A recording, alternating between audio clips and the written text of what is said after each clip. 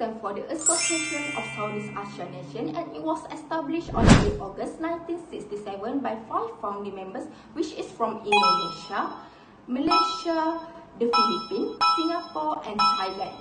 Over time, ASEAN expanded to include Brunei, Vietnam, Laos, Myanmar, and Cambodia, making it a community of 10 Southeast Asian countries.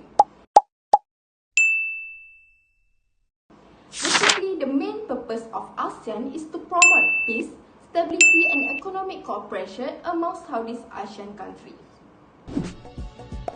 The aim was to improve economic, political, and social cooperation, and also to balance political conflicts between these countries that existed as a consequence of decolonization. During Cold War, ASEAN members wanted to contain the influence of communism in the region.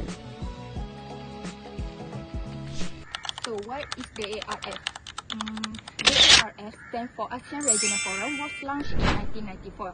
It was created because ASEAN wanted to improve regional peace and security, especially after the Cold War.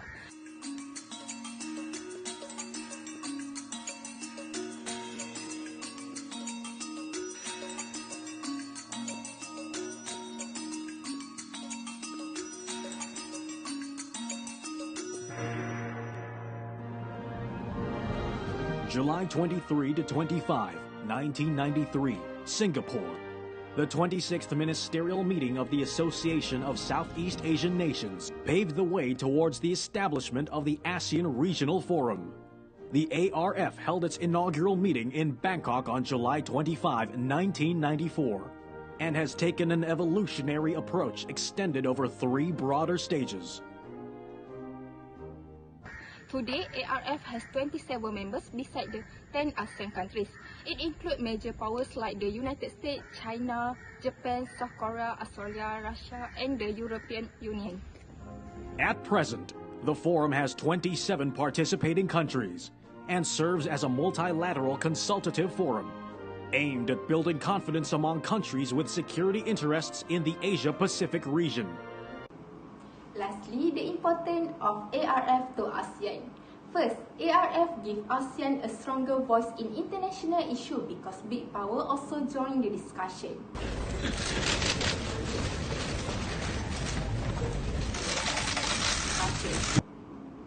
Second, ARF help keep the region peaceful and stable by allowing countries to talk openly and avoid misunderstanding.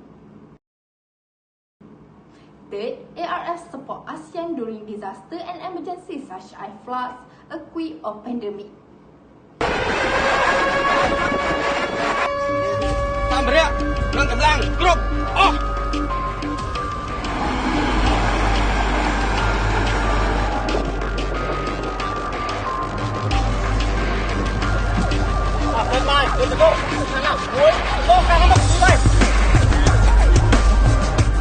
Fourth, ARF help ASEAN deal with new security challenges including cyber threat, maritime issue, and also transnational crimes.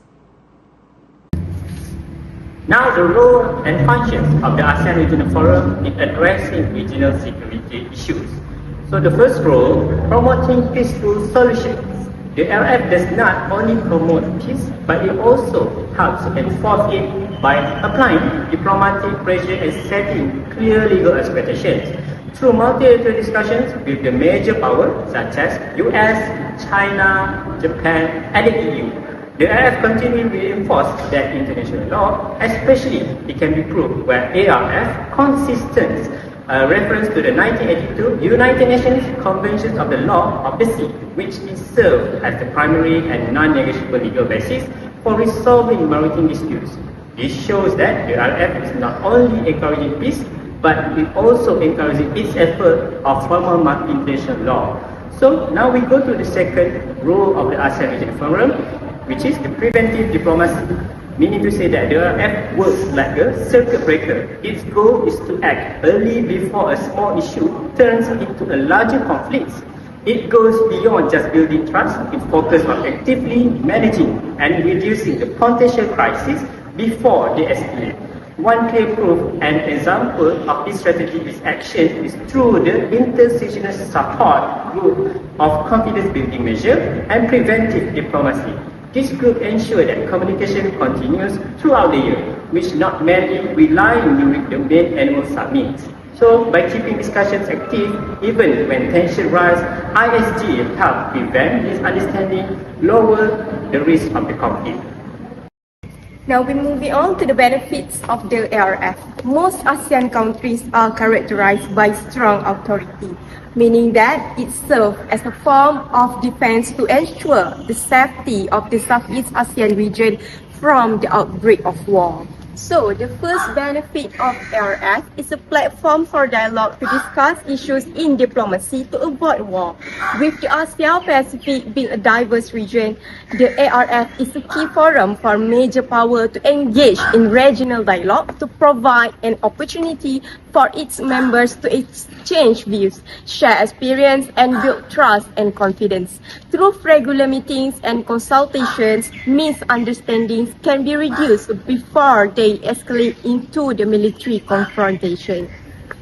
For example, the United States used the ARF to openly engage with China and Southeast Asian countries, which helps to prevent misunderstandings. Also, the US maintains its role as a military protector of the Southeast Asian countries to show that maintains regional stability through peaceful dialogue rather than conflicts. The second benefit of ARF is promoting peace and security in the Asia-Pacific. The Asia-Pacific is a dynamic region with complex challenges such as territorial dispute, nuclear threats, and rising tensions between major powers. To promote peace and security, the ARF introduced practical mechanisms to prevent conflict and increase security cooperation. For example, the ARF promotes confidence building measures or CBM. The ARF has developed a set of CBM that aim to promote transparency and reduce the risk of conflict in the region. These measures include the exchange of military information, the notification of military exercise, and the establishment of hotline between defense officials. It can be seen that by promoting trust among member states, the ARF is able to reduce the risk of misunderstandings that can lead to the conflict. Every benefit provided by the ASEAN Regional Forum has contributed to a meaningful and long-lasting impact on the region. Therefore, I will now explain the overall impact of the ARF. Firstly, one major impact of the ASEAN Regional Forum is enhancing regional dialogue and understanding. ARF provides a platform where countries can discuss key security issues openly and responsibly. Through this discussion, member states can better understand each other's concern, perspective, and national interests. This reduces the chances of misunderstanding that might lead to conflict.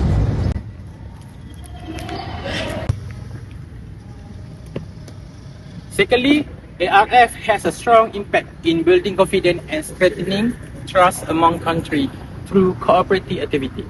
For example, joint training, workshop, and military exercise allow member nations to interact more closely.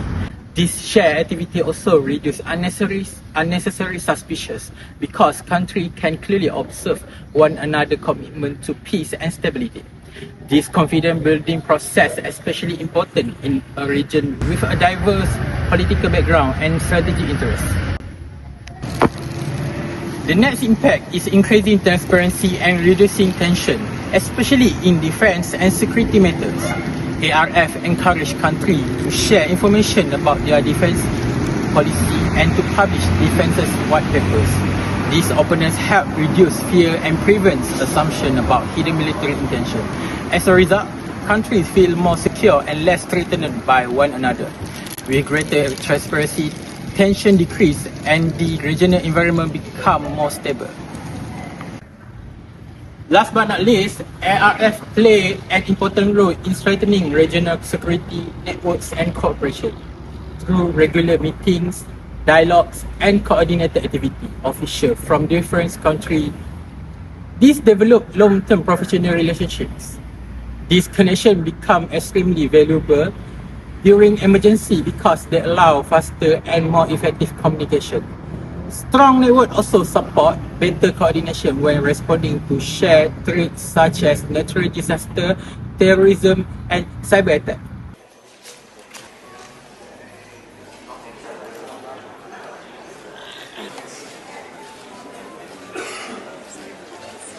So now we are going to discuss about the lesson learned in Asian Regional Forum. One major lesson learned to ARF is the importance of continuous communication in preventing conflicts. ARF provides a platform for countries, especially major powers like the United States and China, or even North and South Korea, to engage in the discussion.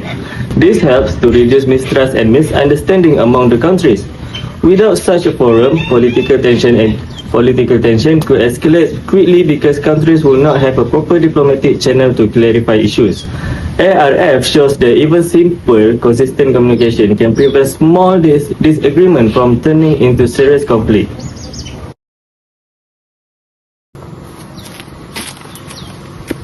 The second lesson is the reinforcement of Asian centrality. ARF shows that how even small and medium-sized Southeast Asian states can also contribute to the global security. Because Asian is neutral, it can act as a supporter between conflicting interests and ensure that all voices are heard, not only the major powers. However, this also means Asian must work harder to maintain its influence because discussion can easily be dominated by largest countries. If Asian does not maintain its central role, smaller states may end up being marginalized in regional decision making. And last but not least, ARF demonstrates that modern security issues are no longer limited to traditional military threats. Today's challenges can be included like cybersecurity, human trafficking, and climate change. With other non-traditional risks, ARF suggests to conduct a collaboration with other member states to help each other. Without this cooperative approach, each country will focus only on its own national issues, which could make regional threats harder to control, even more dangerous.